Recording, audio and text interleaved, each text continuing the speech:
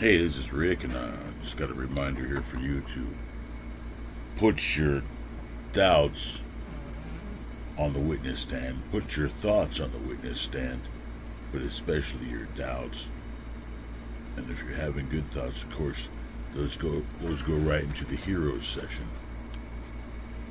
They're on your side, in your case, on your case. If you have doubts, put them on the witness stand. If you have negative thoughts, put them on the witness stand of your court. The court is yours, and you ask them where they got their info from, you know. Maybe it's just the kind of evidence that is not admissible in court. You couldn't even call it circumstantial evidence because there's no evidence at all. It's only opinions. Doubts are just opinions that are not on your side. These doubts are opinions coming from somewhere, and they're not coming from your center. They're coming from that other voice that talks to you sometimes.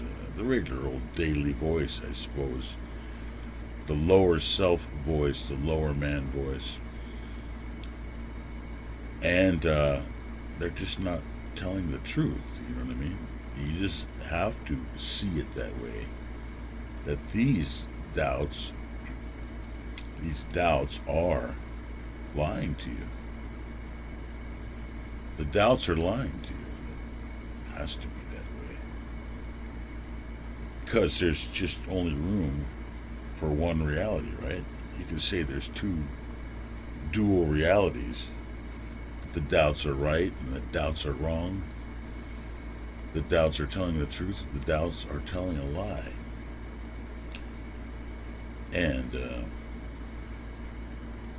doubts are telling a lie, right? Put them on the witness stand and ask them where they got their information from. Who brought them up? Who trained them? And who are they working for? Who do you think your doubts are working for? They're not working for your higher self.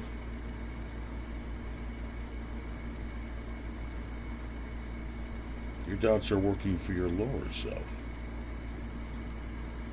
So not only that, not only being on the witness stand, putting them on the witness stand, and judging them, you have the right to incriminate those thoughts. You have the right to lock those thoughts up, lock those doubts up, and throw away the key, you know what I mean? You can banish them to another kingdom, send them off into hyperspace. You can do all kinds of things with those doubts. You can turn them into dust and send them to the sun, you know. It's your court. So you're the judge, jury, and executioner of these doubts, right?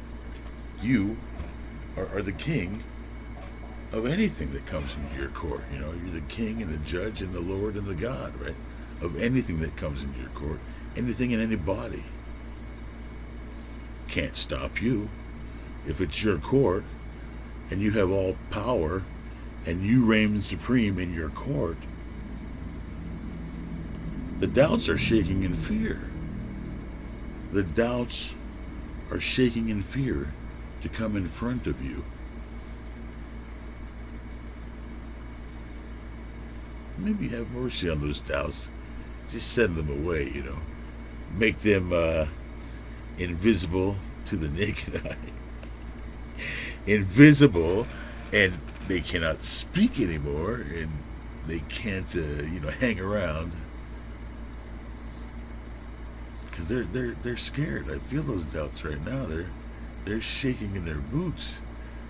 Their little doubt boots.